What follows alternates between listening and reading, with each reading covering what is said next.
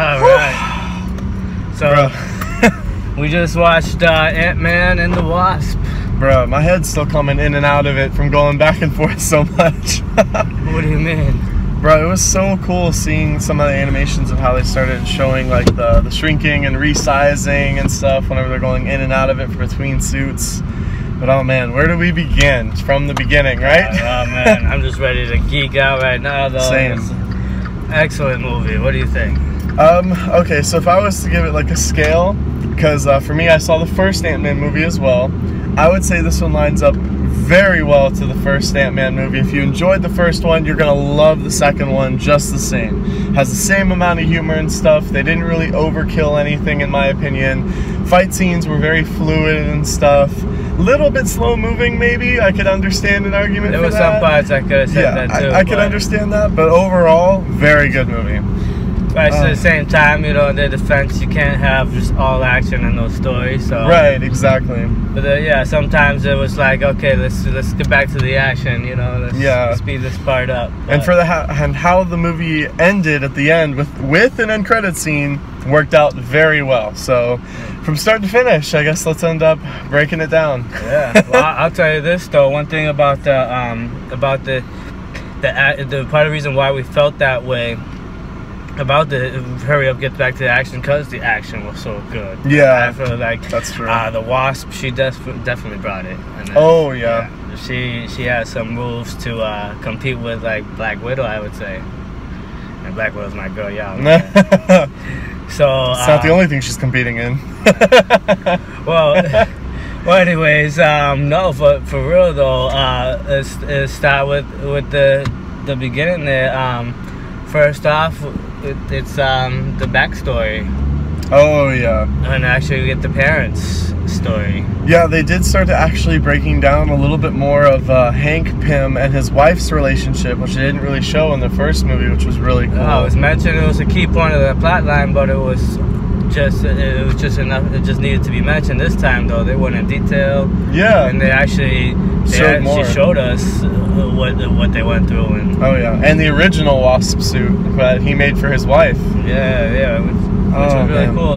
I like how they had Scott on house arrest. Not that I wish that on anyone, but because of the fact that, you know, these superheroes and these really in their reality they're vigilantes. Yeah. So they do all this damage, but where's the repercussions? So here we got some realistic repercussions of someone that went AWOL and did his own thing, you know what I mean, and now he's being punished. Paying the price, yeah. Yeah, so that was cool, and I have to give it to that, what was his name, LaFay? Oh, yeah. He was really funny. I liked him. Like, he was like one of those like nonchalant, like surprise you, funny. Yep, I agree. Yeah, one thing's for sure, they kept the exact same style and stuff from the first Ant-Man movie, which is honestly what I kind of loved about it. Fight scenes honestly were just as fluid when it came to ingenuity, as well as the ability to show them shrinking and then regrowing and stuff.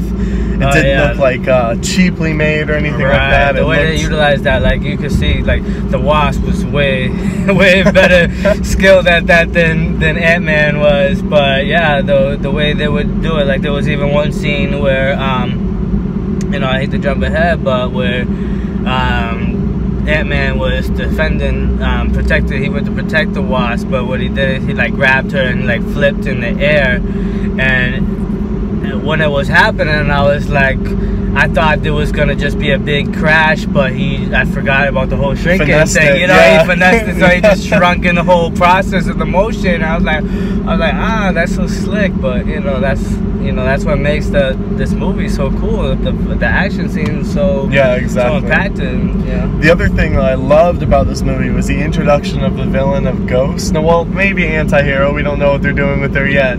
But in this role, she kind of played a little bit of a villain-esque type of thing, but it was more so, I'm just trying to keep myself alive. She was the antagonist of the story, so she definitely was the villain, you know, and she definitely did some bad things, so That was honestly an intense storyline too. I wish they dug a little bit deeper with Ghost, because they brought it up like just at the edge of the brink. They were like, "Oh yeah, I've done some dark things, da da da da," and then they showed like a really quick highlight reel, and then that was it. And it was like, "Yo, I kind of want to see some of that though." Yeah, right. But overall, I love the character. Well, that's a spoiler. We're jumping ahead, but she might be back. So yeah, that's true. You might get that 5 minutes that you want. That's true. I really hope that we do, to be honest. No, but it was really cool how they gave her, you know, some depth to the character. They gave her more, you know, a way for you to kind of sympathize for her and kind of almost want to help her as much as you want her to lose, you know what I mean, because you're rooting for the good guys and she's technically the bad guy, but at the same time you kind of like feel for her in the sense that you want her to win and get hers, you know what I mean? Yeah. So yeah, so that's great, man. That's an excellent job being done by the writers and the actors too, because oh yeah, those actors, you know what I mean? Like that actor, at 1 minute you were feeling sorry for her, the next minute you're like, oh, I hate that chick. You know what I'm saying? Like, yeah. So great job. You know, really good. What else here? Let's do a little pros and cons, because we kind of already touched the pros and cons. But let's say was there anything that you would have done different or would like to have done differently about the movie? I'd say probably the only thing, like I have only like 2 things I probably would have edited a little bit. So when it came to the fight scenes of how Ant-Man shrank and how he ended up regrowing, overall it's very similar to the first movie, but compared to the first movie, I don't think it ran quite as smooth. And there were some scenes where it was like, yeah, that was really, really, really cool, but you could somewhat tell it was CGI a little bit. Compared to the first movie, like when they showed that Ant-Man trailer of him first fighting shrunken down with the people that were like holding guns and stuff, compared to the first movie, that scene would get people so hyped to end up seeing that movie.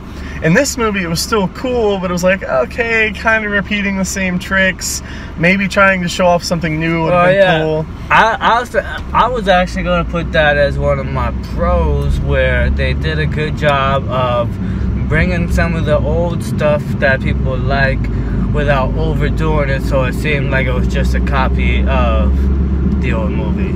For example, one of my favorite parts of the first movie was the storyline that Louis would tell. Now Louis would told the story in this one, but just one. You know what I mean? The other one he had like 2 or 3. This one they just did one. So like, okay, they gave homage to it, but they didn't overdo it. Yeah. Which was, so that's, you know, the good balance that I felt this movie had. But go ahead. Yeah, no, you're fine. For me, it was just, I liked the idea of it, and I agree it was good to stick to that cast, and I definitely agree that they didn't overdo it, and that's one thing I am happy with.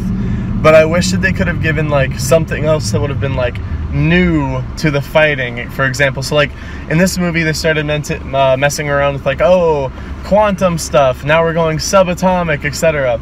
I would have loved to see some type of fighting or something involving with that new level of shrinking or something like that. Ant-Man 3 to come, I guess, maybe. That is true. They're still just learning about that stuff, that is you know? True. And, but to go with to agree with you on the fighting, I did feel like there was a little bit of lack, especially on Ant-Man's part. You know, the Wasp, she was doing her thing. Oh, yeah. She even had, she even may have had Deadpool a little bit on the car, in the car fight scene. I don't know, that's tough one, but yeah, that was. But when it came to Ant-Man, you know, I know they had to have the difficulties with his belt acting up, but I thought that was a little overdoing it.